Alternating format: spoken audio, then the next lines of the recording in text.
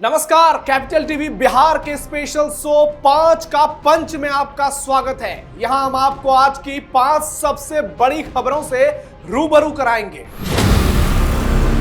मैं आपको बताऊंगा तेजस्वी प्रसाद यादव की ताजपोशी की खबर। मैं आपको बताऊंगा कि कैसे नीट छात्रा मौत मामले में एफएसएल रिपोर्ट ने बदल दी पूरी कहानी।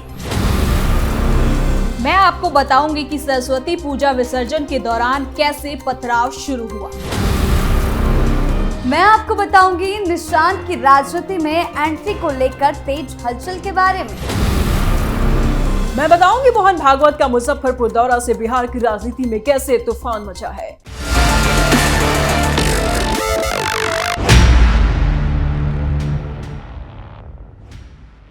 तो चलिए 5 के पंच की शुरुआत करते हैं आज की सबसे बड़ी खबर के साथ। आरजेडी में एक बार फिर परिवारवाद पर मुहर लग गई। पटना में हुई पार्टी की राष्ट्रीय कार्यकारिणी की बैठक में लालू प्रसाद यादव ने नेता प्रतिपक्ष तेजस्वी यादव को आरजेडी का राष्ट्रीय कार्यकारी अध्यक्ष घोषित कर औपचारिक ऐलान कर दिया। इस दौरान लालू यादव, राबड़ी देवी समेत आरजेडी के तमाम बड़े नेता भी मौजूद रहे, जहां लालू यादव ने अपने बेटे तेजस्वी यादव को नियुक्ति पत्र सौंप दी। इस फैसले को आरजेडी एक नए युग की शुरुआत बता रही है। वहीं सत्ता पक्ष इसे आरजेडी और लालू प्रसाद यादव की परिवारवादी पॉलिटिक्स बता रहा है। बीजेपी नितिन नवीन का उदाहरण देकर आरजेडी पर हमले कर रही है। आपको बता दें कि राष्ट्रीय जनता दल की स्थापना साल 1997 में हुई थी। उसके बाद से लगातार लालू प्रसाद यादव ही पार्टी के सुप्रीमो रहे हैं और अब तेजस्वी यादव को बड़ी जिम्मेदारी दी गई है।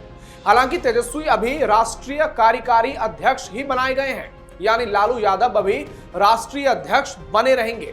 खबर यह भी है कि अब पार्टी प्रदेश स्तर पर बड़े फेरबदल की तैयारी में है और बहुत जल्द प्रदेश स्तर पर पार्टी एक कार्यकारी अध्यक्ष भी बना सकती है।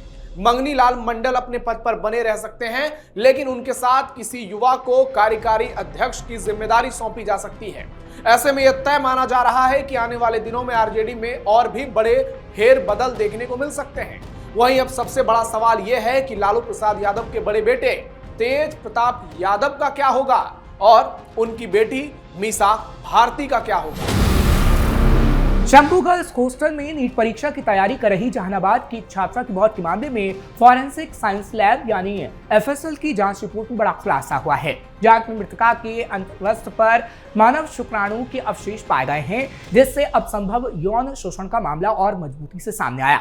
एसआईटी अब यौन उत्पीड़न के सबूतों की डीएनए प्रोफाइलिंग करवा रही है ताकि उसे गिरफ्तार अभियुक्तों और अन्य संदिग्धों के साथ मिलाया जा सके।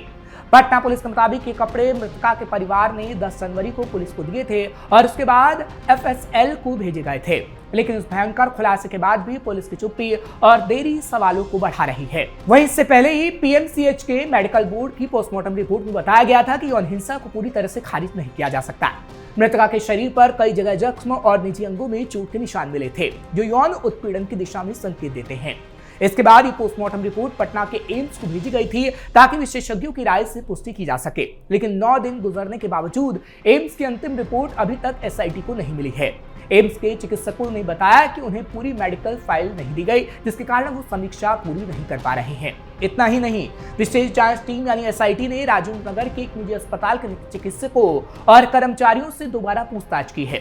पुलिस से जानना चाहती है कि जब छात्रा पहली बार अस्पताल लाई गई थी तब उसके सिर पर चोट पहले से थी या गिरने के कारण आई थी। इसके अतिरिक्त पुलिस 6 जनवरी के सीसीटीवी फुटेज की भी जांच कर रही है ताकि पता लगाया जा सके कि अस्पताल के गेट पर कोई घटना हुई थी या फिर नहीं। इस बीच ये सवाल उठ रहा है कि शुरू से ही मामले को गंभीरता से नहीं लिया गया। घटना के कुछ दिनों तक हॉस्टल को सील नहीं किया गया और पोस्टमार्टम के निर्देश मिलने में देरी हुई। इससे प्रथम दौर की जांच पर भी संदेह उत्पन्न हुआ। ये मामला अब मीडिया और जनता की नजर में सिर्फ एक जांच केस नहीं रहा। जांच में हो रही देरी, गलत बयानों और शुरुआती जांच में आत्महत्या की थ्योरी देने से पुलिस की कार्यप्रणाली पर भी तीखे सवाल उठ रहे हैं। झारखंड के हजारीबाग जिले में सरस्वती पूजा विसर्जन के दौरान अचानक हालात बिगड़ गए। जहां शांतिपूर्ण तरीके से निकाला जा रहा विसर्जन जुलूस उस वक्त तनाव में बदल गया जब असामाजिक तत्वों की ओर से पथराव शुरू कर दिया गया। अचानक हुई इस घटना से जुलूस में शामिल लोगों में अफरा तफरी मच गई और भगदड़ जैसी स्थिति बन गई। वहां मौजूद लोगों के अनुसार विसर्जन के दौरान दो पक्षों के बीच कहासुनी हुई, जो देखते ही देखते पथराव और झड़प में तब्दील हो गई। पत्थर चलने से मौके पर मौजूद लोग जान बचाकर इधर उधर भागने लगे। इस दौरान कुछ लोगों को चोटें आई, इसकी भी खबर सामने आई। घटना की सूचना मिलते ही पुलिस और प्रशासनिक अधिकारी तुरंत मौके पर पहुंचे और हालात को संभालने की कोशिश शुरू कर दी। स्थिति को काबू में रखने के लिए अतिरिक्त पुलिस बल की तैनाती की गई। प्रशासन ने पूरे इलाके में गश्त बढ़ा दी ताकि किसी भी तरह की दोबारा अप्रिय घटना ना हो सके। अधिकारियों ने क्लियर किया कि फिलहाल स्थिति नियंत्रण में है, लेकिन एहतियात के तौर पर सुरक्षा के कड़े इंतजाम किए गए हैं। प्रशासन की ओर से आम लोगों से शांति बनाए रखने की अपील की गई है और किसी भी तरह की अफवाहों पर ध्यान ना देने के लिए भी कहा गया है। पुलिस मामले की जांच कर रही है और ये पता लगाने की कोशिश कर रही है कि पथराव की शुरुआत आखिर कैसे और किन लोगों ने की। इस घटना के बाद इलाके में तनाव जरूर है, लेकिन प्रशासन का दावा है कि हालात पूरी तरीके से काबू में है और दोषियों पर सख्त कार्रवाई जरूर होगी। खबरों में बात करते हैं अब। पटना में जेडीयू कार्यालय के बाहर लगे कुछ पोस्टरों ने एक बार फिर बिहार की राजनीति में हलचल मचा दी। इन पोस्टरों में पूर्व केंद्रीय मंत्री आरसीपी सिंह और मुख्यमंत्री नीतीश कुमार के बेटे निशांत कुमार की तस्वीरें एक साथ लगाई गई। पोस्टर पर लिखा है, चाचा भतीजा की जोड़ी हिट हुई, जिसके बाद राजनीतिक गलियारों में कई तरह की चर्चाएं शुरू हो गई। इन पोस्टरों को देखकर ये अटकलें तेज हो गई है कि जेडीयू के अंदर कुछ लोग निशांत कुमार को राजनीति में लाने और आगे बढ़ाने की कोशिश कर रहे हैं। निशांत कुमार और मुख्यमंत्री नीतीश कुमार के इकलौते बेटे हैं और अब तक वो राजनीति से दूर ही रहे, लेकिन हाल के दिनों में उनकी सियासी एंट्री को लेकर लगातार बातें हो रही। पोस्टर में उन्हें आरसीपी सिंह के साथ दिखाकर ये संकेत देने की कोशिश की गई है कि भविष्य में पार्टी की कमान नई पीढ़ी को सौंपी जा सकती है। नीतीश कुमार की उम्र और उनके स्वास्थ्य को देखते हुए उत्तराधिकारी को लेकर चर्चा होना भी स्वाभाविक माना जा रहा है। हालांकि अभी तक ना तो निशांत कुमार की ओर से और ना ही मुख्यमंत्री नीतीश कुमार की तरफ से इन पोस्टरों या उत्तराधिकारी की अटकलों पर कोई आधिकारिक बयान सामने आया है। बावजूद उसके इन पोस्टरों ने जेडीयू की अंदरूनी राजनीति और आने वाले समय में पार्टी के नेतृत्व को लेकर सवाल जरूर खड़े कर दिए हैं। ये खबर इन दिनों सुर्खियों में है कि निशांत को लेकर पार्टी के भीतर एकजुटता और उत्साह देखा जा रहा है। पार्टी के कई नेता और कार्यकर्ता चाहते हैं कि निशांत उनकी पार्टी में शामिल हो। इसे लेकर माहौल काफी गर्म है और चर्चाएं तेज हैं। हालांकि अभी तक निशांत की ओर से इस मामले में कोई आधिकारिक बयान सामने नहीं आया है। सभी की नजरें अब उनके फैसले पर टिकी हुई हैं। नीतीश और निशांत के फैसले क्या होते हैं?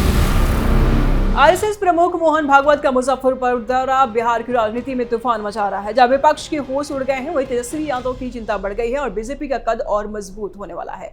बता दें आपको कि मोहन भागवत के दौरे ने विपक्ष की चिंता बढ़ा दी है। आरएसएस सरसंघचालक मुजफ्फरपुर पहुंच चुके हैं। उत्तर बिहार प्रांत कार्यालय मधुकर निकेतन में अल्पाहार लिया और फिर ब्लू डायमंड रिसोर्ट में समाज परिवर्तन में सजन शक्ति की भूमिका पर संवाद कार्यक्रम में शामिल हुए।